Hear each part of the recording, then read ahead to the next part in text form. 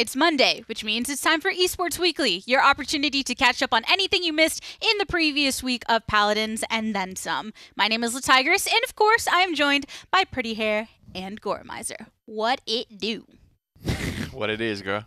Yeah. This is how we open up shows. Like, Gore, do you have a thumbs up? Yeah, just that's Two the way we do thumbs things. way up. But we're at the tail end, everyone. We know who's going to be coming with us to LAN. We know how everything shook out in the PPL, and boy, were there some shenanigans that went on last week. Any favorite moments off the top of your head before we get into the specifics? I mean, it's got to be the 4 support victory for me. I mean, that's something we may never see again in the PPL. Hopefully we won't. Because that just means there's a vast talent gap. Granted, that was 1 versus 5, but hopefully we're able to close the gap a little bit. I either have to give it to the support of the flanks. Either one really works, as G2's entertainment value was my highlight of Week 5. Sure.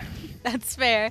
Well, we have a few things to get through, and first off, as usual, it is the console scene. So starting off with Xbox, we do know our teams that are qualifying, which are Fable and Vex. They'll be joining us for the LAN. Yeah, same 2 teams out of this console, this Xbox squad. Biggest thing here, I think, is Fable. They do have a new player with them. They didn't really quite live up to expectations, but that's kind of their own damn fault because they've, that core of that roster has won every single Console Wars event, so they have a lot of expectations on them. They're expected to win these things, and I think everyone, gives them the favorite going into these events. I wonder if that's going to stay the same. We sort of have that wake-up call, and it's an inverse for the console, right? Because on PC, it's the EU teams that are always expected to win, and they had to get that wake-up call from North America. This time, at least on the console scene, it's always North America winning things, and they had to get their wake-up call with Europe taking an event. And with the way things have been going, being able to pick up Cool Mat, specifically for Fable, it seems like it's kind of pushed them even further ahead, which everyone, at least I thought, wasn't going to be as possible to do because they already looked really good. But now it's been very consistent shots, very consistent control from them, at least in terms of the Xbox scene. So I'm kind of expecting something similar, at least in the Xbox matchup during the Console Wars. Snipes have been pretty incredible from this guy right here, but snipers as a whole haven't been quite as popular, and they were just starting to kind of come out and play on the console, so it's too bad. And we've seen Coolmat on the snipers. We saw a little bit of blaster play from him as well. Yeah. And then there are other players we've gotten to see a bit more of before, including Welshmania, who on the flanks in particular, and things like Zin has had some standout moments. That's right. With a team like this who has been together for so long at this point, you definitely have some big expectations for them.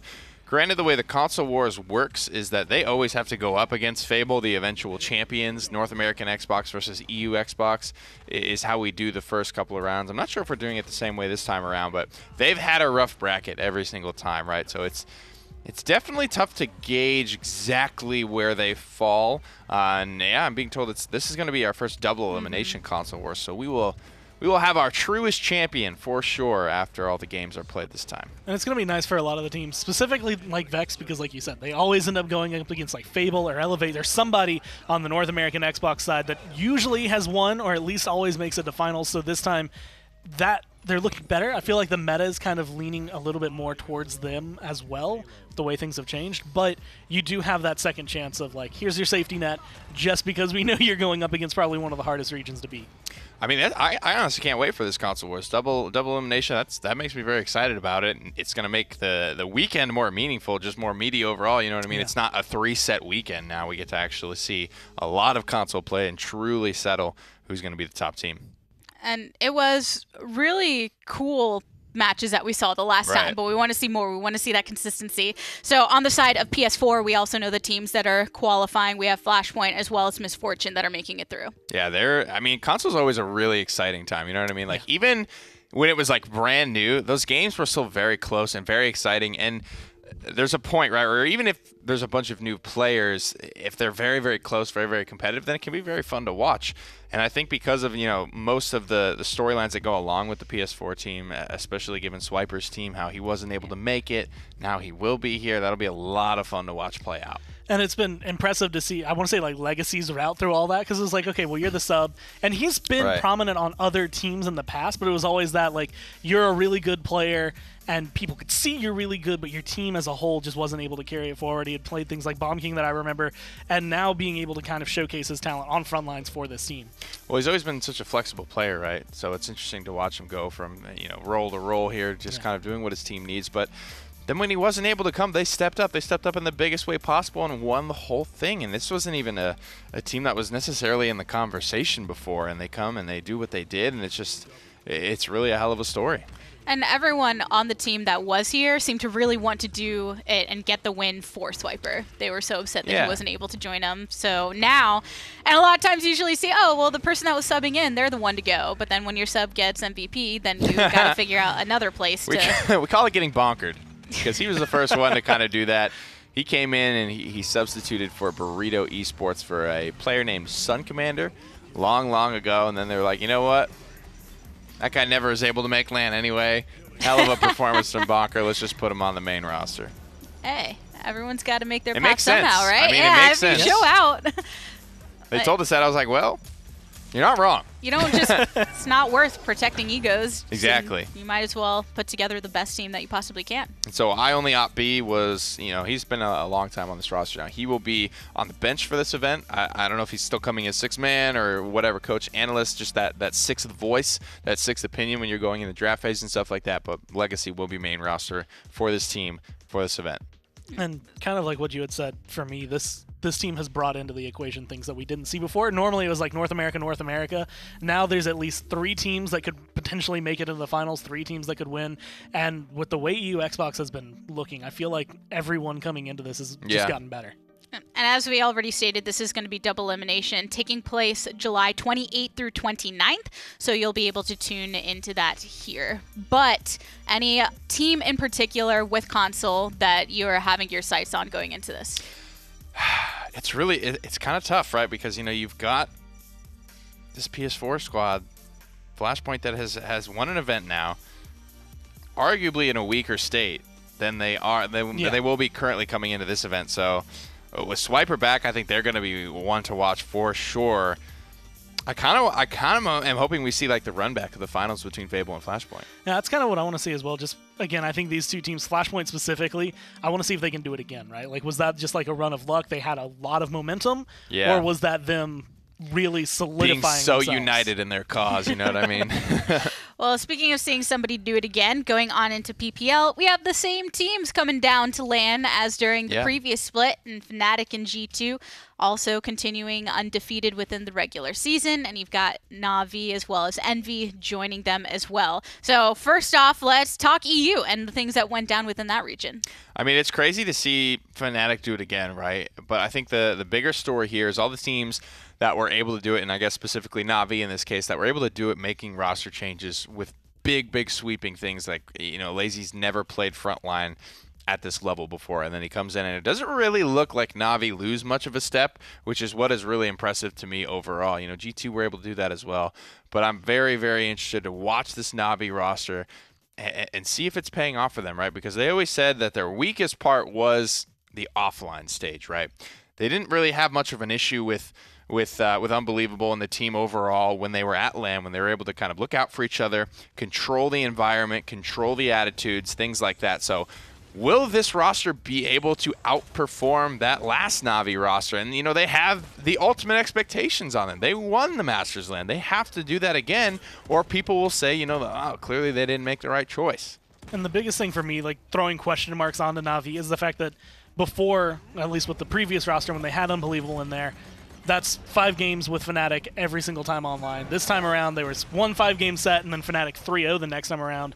And my question has to come down to, is this your team not playing up to your standard, or is this Fnatic just becoming so dominant? I think for me, that comes down back to, was that Masters event Na'Vi winning or Fnatic choking? Losing. Yeah. That's the hard part, right? When you have the age-old story of Fnatic versus Na'Vi, and then Fnatic always doing so well in this regular portion of the split, and then you come to LAN, and Na'Vi just busts out the gates, going super hard. So You're just mentioning getting 3-0'd by Fnatic at that one point. Do you think that with this, and then Lazy, despite not getting to come to last LAN, with all of that LAN experience under his belt as well, that they can perform as that unit that's been able to thwart Fnatic in the past? Well, they have to, right? And it sucks to, like, I don't want to take anything away from their victory, but when they lose online, they lose everything, every single matchup online. They get crushed in the spring finals, and then it finally comes down to the summer, or for the Masters finals, and it's like, that's the one that they win. Then you, at that point, they've met each other, you know, how many times in the past, you know, month or two, with Fnatic just dominating, and then you have like this one slip up, and then you have to ask that question, right? Was this just, you know, Fasheko and Tenor having a rough day, having an off day, Fnatic just slipping up when it mattered most, or was this really Na'Vi just defeating them, dismantling them? And it was also like, you had, I want to say, days of LAN at that point. Like, for Masters, because we did finals into Masters, it's like, okay, you've been here, you've been playing on these setups for a little bit, you're starting to feel comfortable, but it always comes down to, like, how comfortable are you specifically? They had been doing LANs the entire month, essentially, and I think both them and Fnatic had said they had gone home for, like, 2 days in between all of it. Like, they flew, they were there for 2 days, and they had to fly back.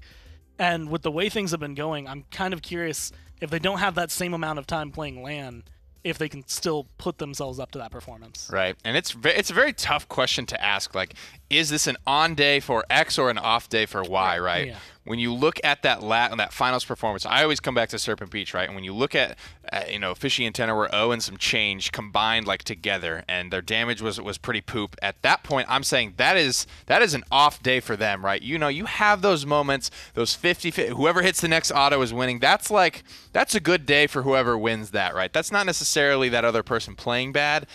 That day felt like, to me, that was an off day for Fnatic. Yeah. So Fnatic and Na'Vi making it over from EU. On the NA side, we have G2 and Envy. And it was quite the interesting week that we got to witness for week number 5 of the PPL. That's one way to put it. It was fun. Yeah, it sure was. I mean, G2, that's, you know, that same conversation we just had for Na'Vi. You got to have that, you know, twofold for G2. They made 2 massive roster changes. Cuskey, never playing frontline before, and then having the type of split that he had is just mind-boggling to me. I don't know what he did. I don't know who he mentored, like what mountaintop he trained on to get to this point on frontliner. Vex fit pretty seamlessly there. We sort of expected that because he has played with this roster before, and he has been playing support, you know, his whole career, right? So that was a nice transition for him. I think he gets along very well with those guys, which we've seen. That's more and more important to just like your team, to agree with your team, and to want to be around those guys and succeed and watch them and want them to succeed as well.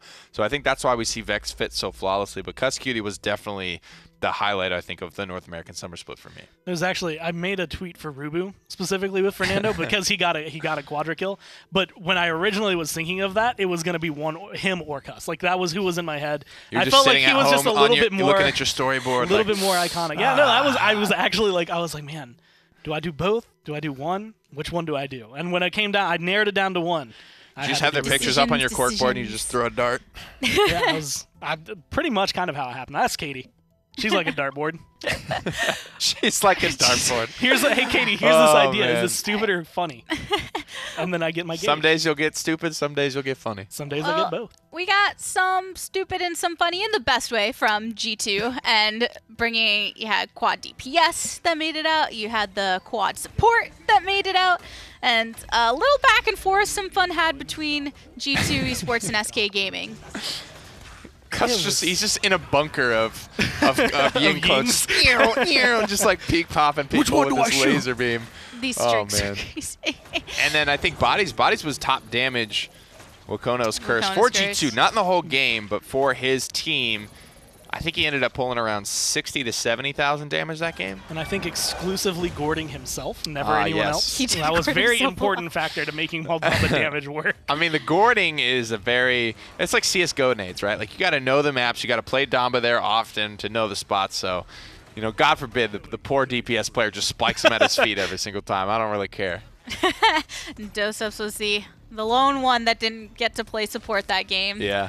Had to hold the it lone down. Inara. Yeah. But someone's got to do it, right? And why not? We know. But I think on one end, yes, you see this and it's, they're having a lot of fun, just trolling with their composition. But in some ways, we're talking about how the team gets along so well. And if you can manage to do this and it keeps your morale high and you can have moments like that, then There you go. And, this shows nothing, right? Yeah. It's getting close to land. Keep things close to the chest if you can. They have nothing to lose. I don't have any problem with what they did. I thought it was the record great. there. I thought that was very entertaining. Really the only way to make that set entertaining, because it meant literally nothing. No outcomes could have been changed by that set. They keep any and all strategies close to the chest there, and they put on display how dominant they are above an old rivalry, right? That is an old rivalry by all means. So there is emotion there. I think there is a sort of commanding presence you want to have over that matchup, right? When they put Wardium on this team, they took Vex, right? So there is a lot of all the roster changing went on between those two teams for North America. So just to flex how much of the better end you got of that deal, I suppose, is what G2 is looking to do. Well, as you know, if you've been tuning into Esports Weekly, each week we've made our predictions for each of the PPL matches, and these are your final results. 97% from myself and Gore, with 92 for Pretty Air. And you know what? It's not like you lost that many. I think it only came down to one. Comes down to one matchup. Yeah, just one matchup that didn't go in your favor. There it is. So pretty solid across the board, I would say.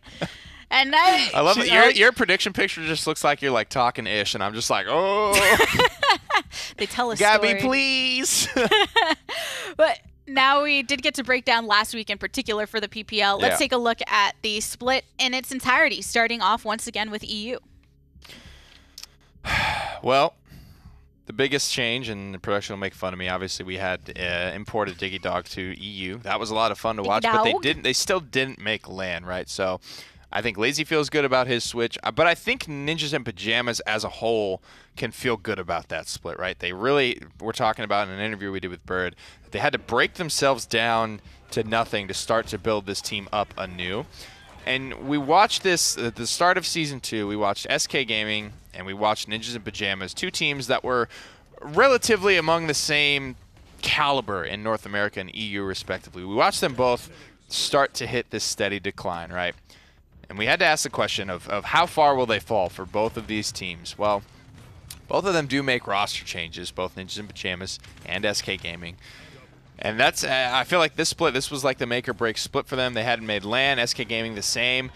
How far would they fall? The question is sort of starting to answer. They're starting to level out. They're still staying around that third place spot. They're still beating Mouse Sports. They're still beating Virtus Pro. However, when you look in North America, SK Gaming has fallen all the way to rock bottom. Yeah. They've lost to Splice. They are losing to everyone. They have to do something to get a victory at some point. And I think going forward, fall split, they will be the bottom team in North America. That's tough stuff, going all the way to the bottom, but who knows what's going to happen between splits and things, right? But as far as EU, we also saw a lot of Willow, and it didn't always work. Maybe in some cases, really flashy plays from some teams, but as you can see with Fisheko, for instance. But overall, what were your thoughts on her making more appearances in the PPL? I've seen more Willow, I think, in the last 2 weeks than I've seen at any other point in Paladins. And it was all, I think, like Mouse started. Like, they had that first pick on Bright Marsh where it's like, hey, we're going to be able to pull this out. Didn't work that well there, but I liked it because of the way they were trying to pull it out. Fnatic have adopted this into a strategy that it actually feels like they could make it work no matter where they wanted to put it. Fisheko's a really good blaster, and being able to kind of adapt that dead zone, use it appropriately, a lot of what they used Willow for was like exactly the only thing she could do. Right. She was the only one who fits that role, and it was actually really interesting to see how it worked. I don't know if we'll see it at LAN. Still on the fence as to whether or not it was a serious pick or not, because Fnatic are just really good. But either way. She's always lived a little bit on the side of like a troll pick, but, towards the end there, Fnatic, they're picking up Victors, they're picking up Willows in semi-serious scenarios. Yeah. G2 was picking up Victors in semi-serious scenarios as well, and it's like, it's more of a niche pick, less of a troll pick at this point, where if there is really no great hit scan counters, they're running like Maldambas and Naras, a lot of healing, things you want to shut down with Dead Zone, then yeah, it just can work. They just can do it. I don't know if, when push comes to shove, Game 7 of the finals, if Fnatic are like, all right, it's time, boys, bring it out. I don't think we'll see that. I think it'll be a niche pick maybe if they get caught off guard or if they feel like they can make it work, because characters like that always have that element of, I guess, surprise is the way you want to put it, because people don't play against them very often, so it's easy for them to get overwhelmed or just like not know what to do against that caliber of Willows. When it comes to selecting an MVP for the EU region, what are a few of the players that come to mind? I think you can definitely. It's very always easy to look at Bugsy in my opinion because he's very flexible. It's very easy to look at Pacheco just because of what he does with the champions he does. Tenor as well. It's easy to look at anyone on Fnatic, right? Because they always have those moments. They literally haven't lost. They've been perfect. So it's hard to give it to them because everyone expects you to give it to them. I think there's a couple members. I think you could look at Lazy because of the the ability for him to flex into the frontline role as he's never done before. He's played a little bit of triple frontliner, but he's always been like that last guy you put on the front line when you need him to go there. So there is something there, I think. And for me, it's always one of those things when you look at it. Like, I feel like there's two routes you can always go with this, and a lot of people, they look at like Rock Monkey, and there were talks like, oh, hey, he's the best player in the world because his aim is just really good. He can shoot anything, anywhere, at any time. Yeah. But then there's the other route, and I think the one that's actually a little bit more important overall is like, how flexible are you? How many champions can you play at this high level? Which is why, like, when I think of things like that, I always think of Bugsy, Fnatic, people who can just say, I'm going to play any of these champions on this list, and it's still going to look good. Right. And I think, Mutu did a good job of that this split as well. Yes. Like, he helped Na'Vi, and I think there had to be a lot of helping, right? Because you bring someone in like Lazy who's never played with this squad before, and they've always struggled to pick and play blasters. Creatives used to be super in love with the Bomb King and the Drogoz. He's fallen off the Drogoz. This split, Mutu and Creatives did a great job playing off of each other, and if you want to look at like a Venn diagram, they played a lot of what they couldn't play for each other, right? So Creatives will go out to the fringes, he'll play the Eevee. Mutu, when he has to, will go out to the fringes, play the Andro. He did a good job picking up Drogoz and Xin whenever like picking up Creatives' picks when Creatives had to go somewhere else, and the same thing can kind of be said for Creatives. Well, and basically, as you're alluding to with deliberation in mind, Mutu has been declared the MVP of EU. So those are all very good reasons. Yeah. The fact that he's been able to adapt his role. Gore, do you agree with those or have add-on? Yeah, I mean, with the way he's been playing what he's flexed onto, it was one of those things that it's not just, okay, he's shifted away from what we typically see. It's he shifted away from, like, let's say, Androxus, and he's still playing a very similar style, still playing pretty much like the Mutu way, but fragging out. Yeah. Like, he is doing insane amounts of damage, good kills every single game, and he's doing it on things like Drogoz, which I had never seen him on before. And he's brought Combustible, right? He's brought something on this Drogoz that it's not like we've never seen it before, because we have. Yeah. But it's been irrelevant for a very long time. It's been Fusillade, Fusillade, Fusillade all day, every day. You're seeing clips from Shaolin. You're seeing clips from Drogoz. These are not traditional-ish Mutu champions. Even some Xin was thrown in there. He played some Lex at the Masters LAN. We can't forget about that. And it just feels good to give it to him, especially for me at this point, because I wanted him to win MVP at the Masters event. So I think he deserves this one. Well, congratulations to Mutu for that split MVP. Moving over into NA, we had some differences come on through this split. We saw Splice, for instance, get their first organization victory in the PPL. Yeah, that was really exciting, I think, for all of the people involved, and as well as, for Ozone, who wasn't able to be there on the main roster to do it, but who will definitely go down in history as a guy who helped make Splice what it is today, helped give these guys, I think, the chance that they currently have. And I think Splice actually had the closest game I can recall against G2. That Splitstone Quarry where they go 3-3, and it's like at the tail end. I think that was the closest any and other that was North with 4 American team DPS to take them down. Yeah. Yeah, G2, I believe on, they said it vocally on Twitter, like, we got caught off guard by that. Like, that was not something that we were expecting. They played it very well. So then they did the same thing the next game. There's like, maybe there's something to, and we saw a decent amount of that, right? Like, the Victor's aspect was the guy that brought out Victor this split, and there was a lot of other Victors. Tenor was using it, Bodies was using it a little bit. So these top teams, and this is really good for them because it's not something that could have been said for very long leading up to this point, don't seem very prideful anymore. Like, they'll see something that the bottom team is doing against them, and like, maybe there's something there. Let's try this out, see if there's anything there, see if there's any way we can use this and be successful with it, right? That's why I think you're seeing the Victors picked up a little bit. Tenor's done it, like I said, Bodies was able to do it, but Aspect from like literally the worst team in the PPL was the guy that kind of coined that. But then on the side of G2, it's not their first time at the top, but even you said they've looked better than they've ever looked before within this split. I think, the reason a lot of these teams were making those roster changes was because of something chemistry related on the inside, like the ability to go in when it's time to go in. When one person's making a call, everyone without hesitation is following that up. And a lot of that comes down to aggression, right? When it's time to get aggressive, if everyone doesn't do it at the same time, then you get one or two people that you're just shooting at like fish in a barrel, right? When everyone attacks at the same time, it's a lot harder to manage. And I think that's what we've seen from our G2 this split is just the lack of hesitation. They're all on exactly the same page. They're all working as a unit better than they have ever before. And they're in this area specifically for G2 where I think they were the one team with a roster change that not only made it look seamless, but made it look like it was a better team than what they had before. I think that's something coming in. You know, you look at like Envy, and they have Rock Monkey picking up more champions, but it's just like, man, well, you know, your Zen is good, but your Shaolin's better. It's just all like, so far, it's always been that way. You look at Renegades, you're like, man, Loki's starting to play the Bomb King. He's picking up these blasters, and it's made the team better, but it wasn't a seamless transition. You could notice the mistakes that were coming through. G2 have just looked flawless. To go from to be at the top, to be freaking undefeated, to make this change, and it's always the same conversation. Will they be able to keep up? Will they be able to do what they were doing before? They, you're right, have looked markedly better, and that's just something we have not seen with not just one roster change, but frankly 2 roster changes, in my opinion, because of the way Cutie had to adjust his style. So out of the NA players, who are some you believe to be in the running for MVP? I mean, you have to look at Cuss for sure, just because of like what we talked about. Same sort of thing with Mutu, but to be able to make this role swap onto something he isn't, you know, he's flexed on a DPS from time to time. You know, he has a good Andro, he has a good Eevee, he has a good Kinessa, he has a lot of good champions, and might be the most flexible player in North America. But you've got him going onto something that he's really never dabbled in before in the front line, and looking good, and being a win, not just a, you know, good enough for G2, but being a win condition, taking over games, creating just full maps of space. I always go back to that Frog Isle game. I can't remember who they were playing because they didn't get to come out of spawn. Yeah. For me, there's, I want to say like 2 people that immediately come to my mind.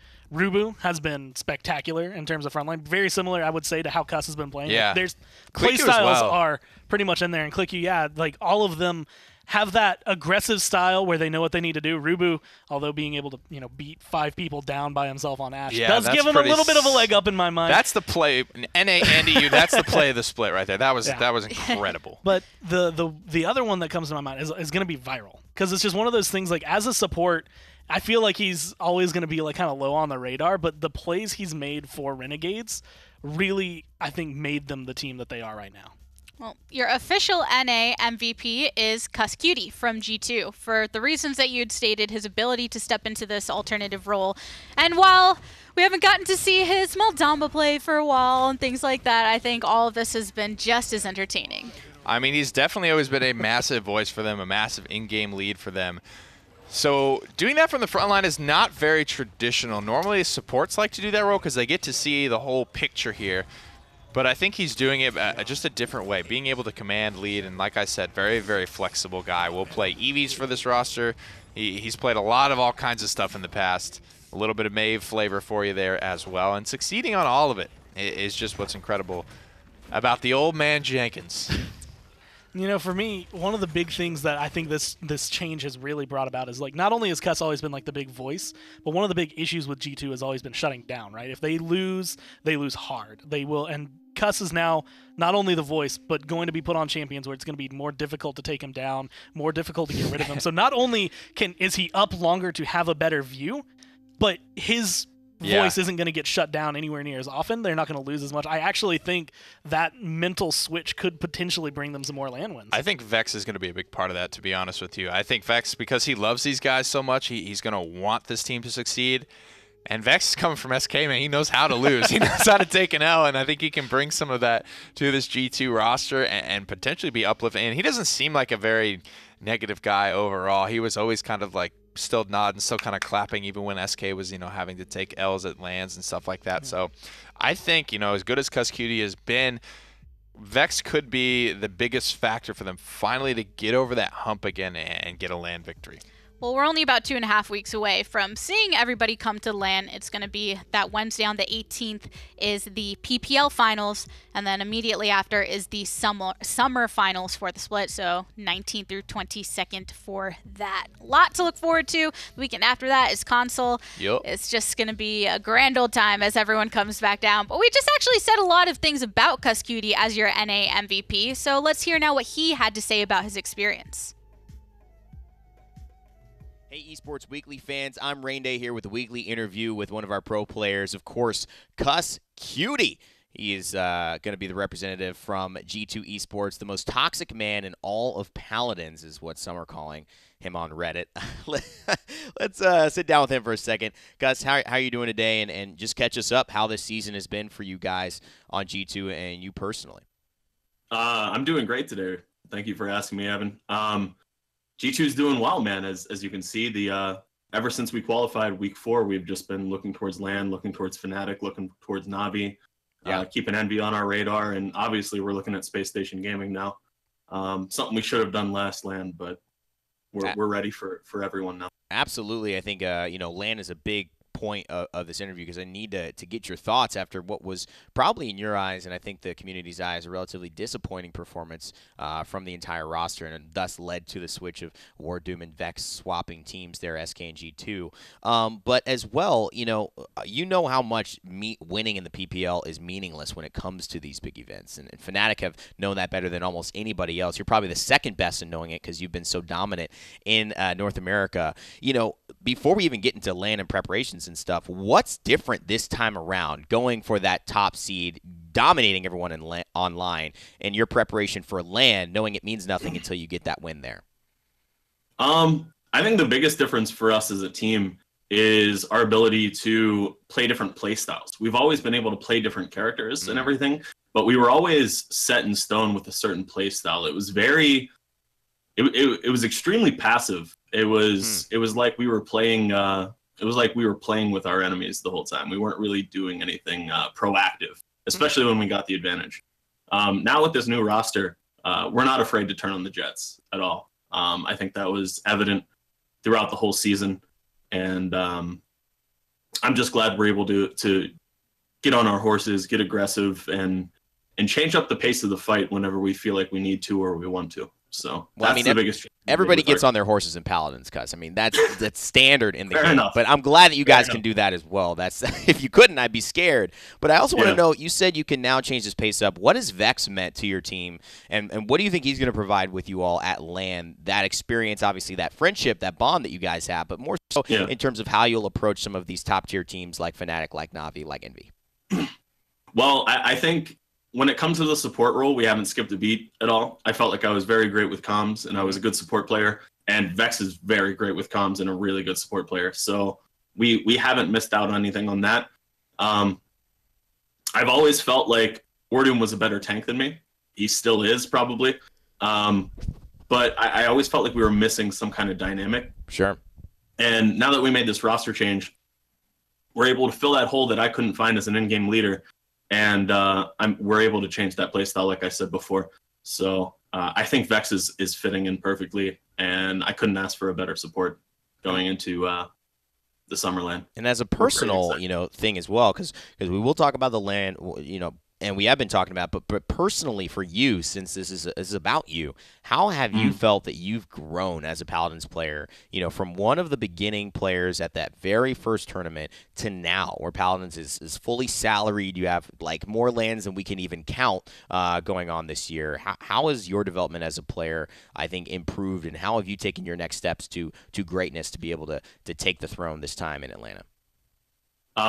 Well, from a personal perspective, I guess I could say I've grown as an in-game leader, as a thinker, because I'm not trying to fool anybody. I'm not getting any better mechanically. You know what I mean? All these young guys coming in, they've got the moves that I can't, that I don't have anymore, or that I probably won't see ever again. But I've got this old man brain here. It's big. You see this forehead? It's a 5-head. We got a big brain in there. So we're just, I think we've developed as thinkers of the game rather than as players of the game, and I think that's huge on another level for a team play game. So that's how I feel I've personally developed. Well, final question here. We have you coming in July. You're already obviously cemented to be a part of LAN, and you mentioned SSG, you mentioned Envy, but what I focus on mostly is you're going to usually have to run up against a Fnatic, a Na'Vi. You're going to have to meet one of those guys to get to the finals, to get to the winner's bracket, or stay in that winner's bracket as well. What's the approach? I mean, North America's had such a difficult time with Europe. Why do you think that is, and what's to say it's going to be any different this time around? There's nothing to say that it's going to be any different this time around. I'll be honest with you, Evan. We just need to go in there, do our thing, do our best, and hopefully being able to play different styles of aggression and passive play will be enough to be a little less predictable. I feel like we were always too predictable. So I think that'll be a big change for us, G2, going forward, and Envy or Renegades, whoever qualifies this week, I think they too have a good shot to represent North America. So I don't know. It's just going to come down to July, whoever's going to show up and play their best. But I think we have a good shot as any. So we'll see what happens. It's going to be exciting, Jake. Thank you so much for being with us today. Cuskey here from G2 Esports. And, of course, Latin America will be representing North America and Europe. It's going to be the Clash of Titans as well in this upcoming LAN in July. So let's send it back to the desk and see what they thought about Cuskey's words here today. Old Daddy Cuss. Yep. He was saying. It's not no aim, no brain. Must be a Fernando main. It's big brain, no aim. Gotta be a Fernando. Thinks really, really well. Can't shoot. No, I mean he certainly can. I mean that man. I got my money on him for Andro 1v1s against a wide variety of pro players. Yeah. Even if how he's saying that he's reached a point where he's not getting mechanically better, it's like, well, where you're at is still pretty good. So right. I think that's okay. When you're mechanically towards the top, you're not going to get too much better usually. Hell of a shot, but I think that's more valuable, right? I mean, shooters are a dime a dozen, right? But if you're just stupid and you just walk out into these awful situations, you're getting picked all the time, you never get a chance to shoot, right? So I think being smarter instead of playing harder is always a good way to go. And I liked the fact that one thing he alluded to towards the end, and something that I think I've been harping on for every LAN, you'd never know who's going to win. Like right now, Fnatic always seems dominant, but it's like, well, Brazil and LATAM and North America and Europe and to an extent other regions that come through, specifically like OCE, all of them actually have a shot at winning over any of the others. Yeah. So now taking a look at the Paladins Global Series, where we've gotten a pretty good cap on the teams that are coming, and when we have our LAN preview show later, we'll get more into the nitty-gritty. So I want to take a look at some of the players that have been standing out or had an important role within these last few weeks, and starting off with Mitao. I mean, this is a team that they've outperformed Burrito now as kind of the top international team, so they're definitely in the running. When you've seen how far Burrito has been able to make it, and you've seen what these guys were able to do to Burrito at that last summer event, or spring event, excuse me, you have to keep them in the conversation. You have to respect these guys coming in, and I think a lot of people were waking up to this team, and so they will be looked out for. They won't have that element of surprise this time around, I think, which is in your breakout event, you always have that I'm being slept on sort of factor against some of the best teams. So if SSG can come back here and continue to do what they do with the less of the surprise factor, but more maybe the confidence in themselves that, all right, now we're being taken seriously. And, we've proved ourselves already. So we believe in ourselves to be able to take these events. And it's not, we're going to come here, we're going to do our best, right? We're going to try and get a couple of, we're going to beat this team, this team, this team. We expect to make it at least this far here. Yeah. If they have clear, defined expectations about what they can do in a game plan, I think they're definitely in the running to go far. Well, in Space Station Gaming and Burrito Esports, they're buddies. They play together a lot. And on the side of Burrito, we've seen Sadak, who is traditionally a front laner, actually taking into the flank position quite frequently as of late. And his flexibility for this, I think, is something that they were kind of missing during this last LAN, where it was they came in and they just didn't look anywhere near as strong as they did during Worlds. And you could tell that the players felt that themselves. And one of the things they were missing that everyone else has was the fact that everyone else is comfortably running triple DPS. They have no issues with it. And it didn't quite feel like they were right there yet. Sadak has jumped into that role with incredible gusto. When he was able to get things like the Ruckus, though, those front lines that blur the line between DPS and frontliner, that's when I think they did their best at that spring event. So the fact that they've had a full sort of split, and it doesn't really matter for them, right? They could win a million PGSs and they wouldn't be any more prepared for LAN than it is for their scrim time here. That's the most important 2 weeks for them here. So they, get here healthy, happy, take that seriously, get as much out of that as you can. That's their best chance at winning this. Now, moving on over to another player, Ovum, who's been picking up the pieces when his region kind of got gutted, and he's been there attempting to build. Yeah, Armada has actually been phenomenal. It was one of those things that Ovum was left behind, and so he picked up pretty much all the other good players that were spread across multiple teams and put them back together, because he's always been on essentially the top team in CIS. And now MTZ is up there trying to rival him with Euphoria, but so far, this has been the one, and him as a player and his flexibility that he's been able to showcase, because he used to only frontline. Now he's playing flanks, now he's playing DPS, so I think, again, flexibility plays a big role in this team's success. Yeah, I think once you play at the PPL level, especially for a guy like Ovum, you just get to this point where you can play anything well enough, and I think that's going to be his most valuable asset. The question is, though, do you, just because you're winning, does that mean that you're still giving yourself the best chance? Would it be beneficial for him to add MTZ to his roster, right? And to just join forces to give themselves a better shot at these events? Yep, they had to face off during the last one. I was really curious about that, too. Yeah. So I was like, who do you drop from a team that's actually doing really well to pick up another player? And the answer was you don't, apparently. It's tough stuff. But another tough thing, we talked about DigiDog coming onto a PPL team, which means that there was an opening for Kanga, and Corland is the one to have stepped into that role. And he's not unfamiliar with this roster. He's been coach for them, he's been sub for them, he's played, filled in for them, he's done it all for this roster. It's going to be maybe a rough time for Kanga. I don't know if they will continue to live up to their expectations, but we'll have to see, right? Because they're just so new at this point. I really, you've seen moments of greatness from all these new players, from Nudie, from Corland as well. And you've got guys like Rhino that are really coming into their own now that have just been so new up until this point. It's tough to say that they've reached their peak, and this will be a good telling land for us. HRX, God forbid that they continue to dominate OCE and actually make it back to that event as well. This will give us a good idea, and by the time HRX is rolling around, I think we'll be pretty cemented in our expectations for Kanga moving forward into next year. Pretty much agreeing where they're at right now. Yeah, now 4 out of 5 of them do have that LAN experience as well, so they're going to feel probably a little bit more comfortable overall with the transition getting here. Once you get, a couple of them already had that, but now that you have a new player, you come in. Once you get Corland set up, I think everything's going to slowly fall into place, and then the grind begins. I can't remember if DigiDog qualified them and then left, or what the situation was, but there's always that transition period, right, where you're reacquainting yourself with your new team and seeing what you can do. They still have Joels and Chronix, 2 of the OGs of this roster. So, I think they can still do good things. They're going to have to lean even heavier on those old veterans, and Rhino and Nudie are going to have to step up. Corland's always been a solid player. I don't know if he's going to be a win condition for them, but he needs to show up and definitely be solid and do his job.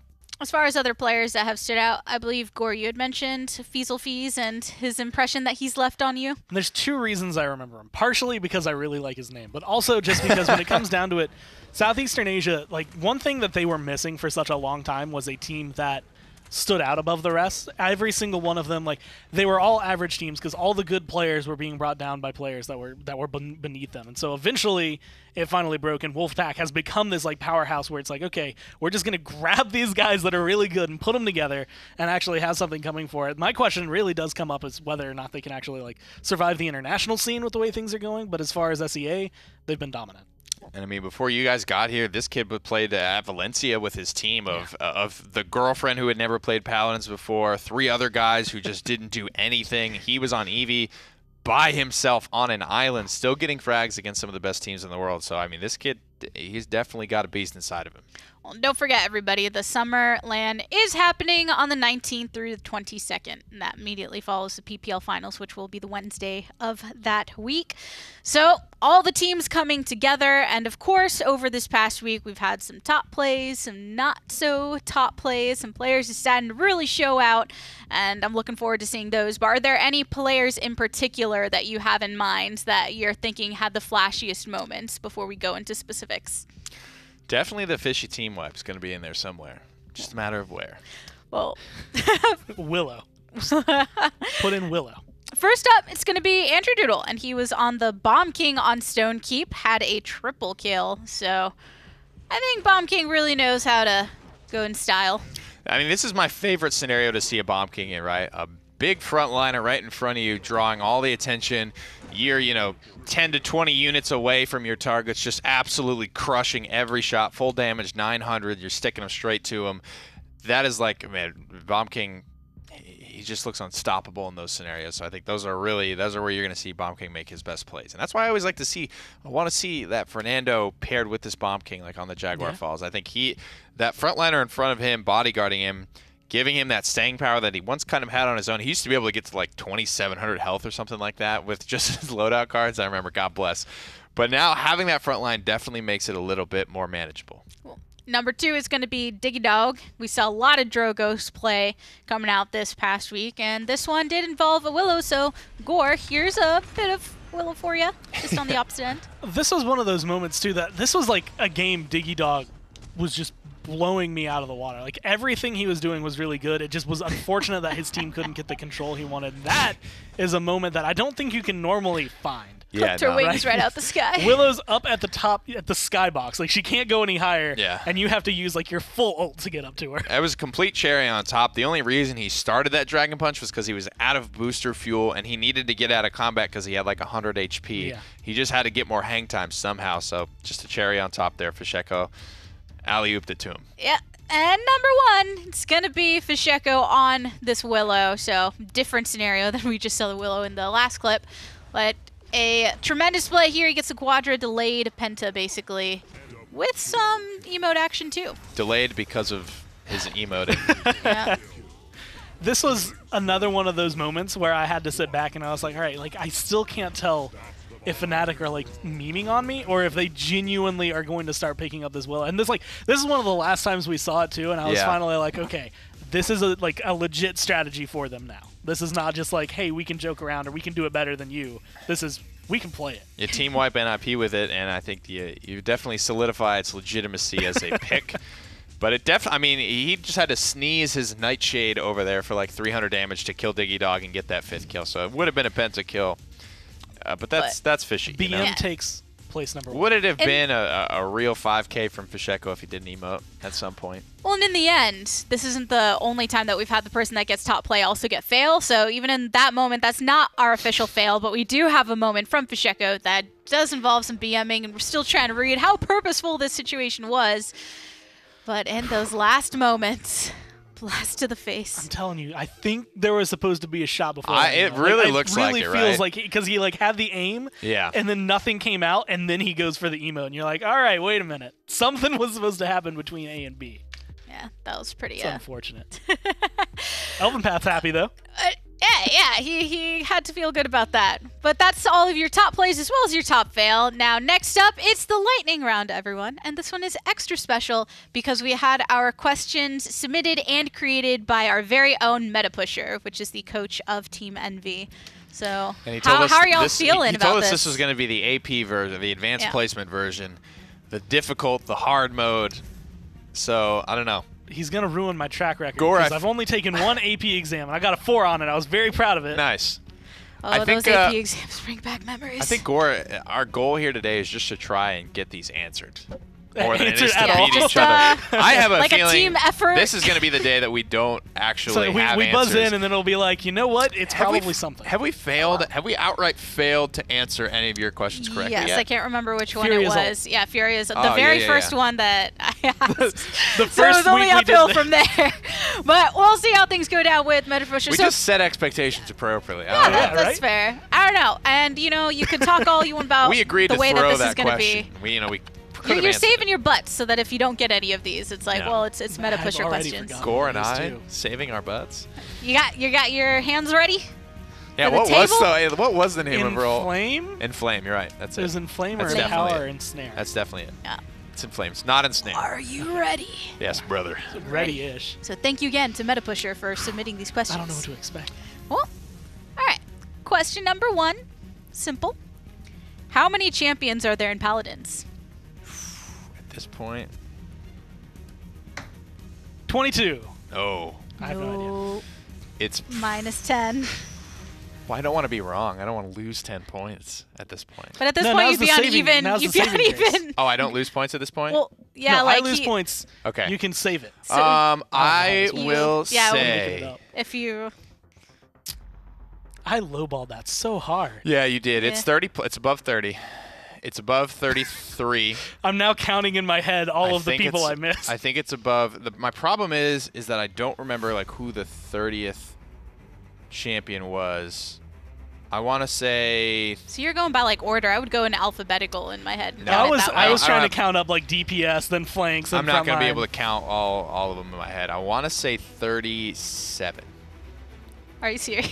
Yes, it is 37. All of that just to end up getting it correct in this Well, case. I was thinking about it. Yeah. I knew we were, because we just Had the did this. We build-up. were in a balance meeting, and we were talking about something about the number of characters that we were planning on doing this year, and I was like, "What are we at? We're at like 32," and they were like, "No, we're at like 35-ish about now." So that was definitely a guess, but it was I had the ballpark. It was between 34 and under 40. So Gore saved you by giving you all the time that you're able to deliberate for that saving. Teamwork. This Yeah. is the teamwork Yeah. that Hey. you were talking about. we got one. That's Yeah, what, this that, is that was one the in hope. total. How many- do we still have so 5 today? It's working out. It's 5. So we Okay. selected. He submitted some, and we picked the 5 from that list. Number 2. You ready? Yeah. Sure. How old is Willow?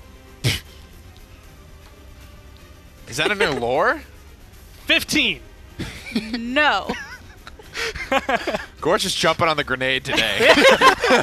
Y'all arranged if this we both just beforehand? sit here and don't know the answer, it's never going to go anywhere. I'll just tank down my score as hard as I can if it means someone's Where do answering. you even get I that think- info? It's got to be in her lore. It has to I have be. a quotation that he provided with the proof as well. I don't know. of- She of well, where it actually, is. you know what? I went with the fact that she looks young, but because she's like this butterfly thing, whatever. Yeah. She's probably like 300. How do Do you you know? have a? Do you have an official Is it in her guess? lore? Is that where it's from? Yes, that's where we Don't have show me that. official. Stop flashing that. No. My integrity. If she keeps doing it, eventually I might piece together like half a question. Something you might. Do you have a vote or Can you give me over under 100? over under 100? It is under 100. Okay.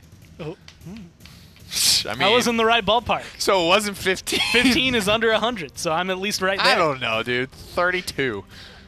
3 years old. Oh. Saying Willow might only have 3 summers to her name, but her aggressive demeanor more than makes up for her lack of experience.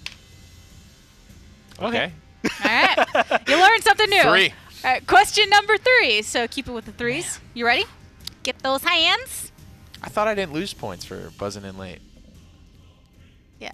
We need to Didn't. actually like sit down and write down rules for this. We haven't lo- So that we're anyway, all on the same page. that's not our goal today. That's- We've already yeah, today- failed. We failed one. It's the collective win. If in total you We're can- shooting 50% Yeah. right now. All right. We got to get this out of the gutter. Question number 3. What guild did Xia Lin betray before joining forces with the Resistance? Thousand Hands Guild. Correct. During his short lifetime, he's already helped topple warlords, recovered long-lost artifacts, and betrayed the infamous Thousand Hands Guild. Dude, I need to go read the lore. I'm pretty. Yeah. Well, that's That literally. covers like I feel like That's 50% the of only. the- That's the only guild in the universe, is to my knowledge. So that's why I went that way. Ready for the next question? Question number 4. What was the previous name for Drogos' Fire Spit ability? That's got to be like a really old question because I only ever remember it as Fire Spit. Yeah, this is like must be dating. I remember because I Unless it was called Loogie, I don't. I'm out. When I You joined, don't want to sacrifice. if any- I don't know it, I don't see you knowing it because when I started No. playing the game, it was It was Fire Spit. I didn't learn abilities because like I played Yeah, in like this the was a alphas. surprise I to didn't me. play in the or I played in the alphas, but I didn't don't know. bother learning abilities. I didn't care about the names. Well, it is called Expectorate. Oh, is what it was. yeah. No, I do remember that now. Expectorate. Yeah. That's that whole Artemis stupid ability, like way too fancy of a name for it. You know what I mean? The Yeah. transgressor's fate, Suppress the suppressing insolent. the He insolent. simplified things eventually. What's her steroid? What's Artemis's steroid called? This question for That's you. well, yeah. For me? I don't know. Vengeful assault. That's what it's called. All right. I'll take your word for it. Shooty pew pew I faster. casted Artemis this morning and I don't know.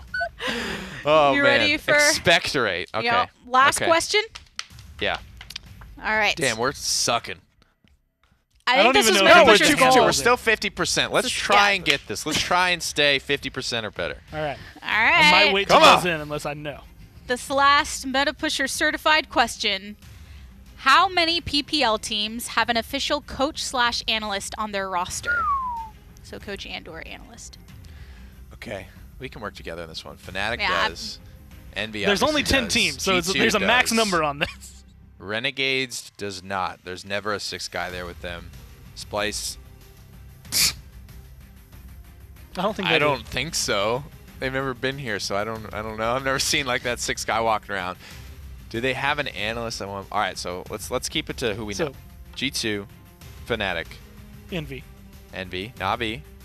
He's like a manager though. I don't know if we count him. Night End for Navi is like he's not a coach or an analyst per se. He's on the headset with him in comms. We'll count him. G2, Fnatic, Navi, Envy. Do NIP? I don't think so. I don't think they do. I don't know. VP do. VP do. They have that one. Do they? I can't remember his name, but he's always here. He's always at the events. 5. No, Carry On's that's Fanatics. So that's 5. Mouse Sports. I don't think Mouse Sports do. I'm going to buzz in and say 7. Mouse Sports don't. Splice It's not don't. 7. SK. Say 5. It's right in between. It's 6. Well, says it's 6? yeah, it's 6. So the sheet. What are the was teams? corrected Do we have the later. teams on there? So I have the names with Meta Pusher, Kyle, Simsaloo, Bon Scott, Dust, who is Simsaloo's 11 coach?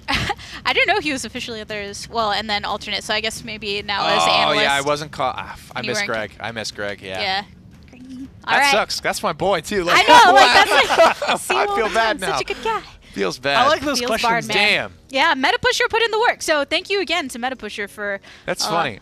We almost got it because we were counting people we shouldn't have been counting, and Yeah. and You were you and guessed missing 5 people. and 7. I wouldn't so have it was gotten- just I right wouldn't have in gotten Yeah, between. so no, slow. average the answers. Yeah. We were working together. I would 5 have been plus off. 7 yeah. is 12, divided by 2 is 6. There you go. I didn't Yeah, think Simsalo totally, was totally, registered totally. coach analyst. Well, we'll take a second here to cool off and let you indulge in some memes.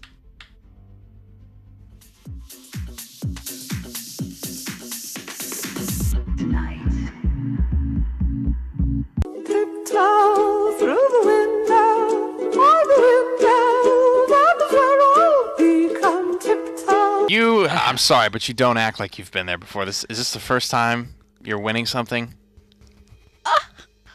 What? Brutal, savage, wrecked, absolutely taken down. At any time. I'm gonna stay in the box. Holy crap! And that was a big part. Evil Eye was a bit of a non-factor for me in that last game, and that's something that you can't often say about G2 Esports. See, they take care of it enough for all of us. Yeah, that's a yikes for me, dog. I guess we are. Fernando getting taken and a Tyra. That's pretty interesting.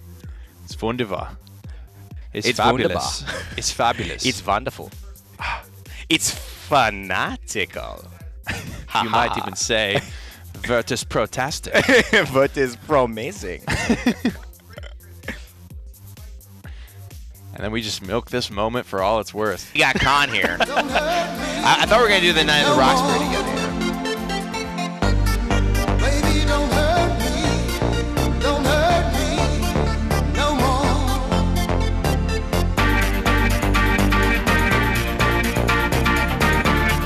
Your crew, as always, never give up, never stop gaming. And we'll see you in the round.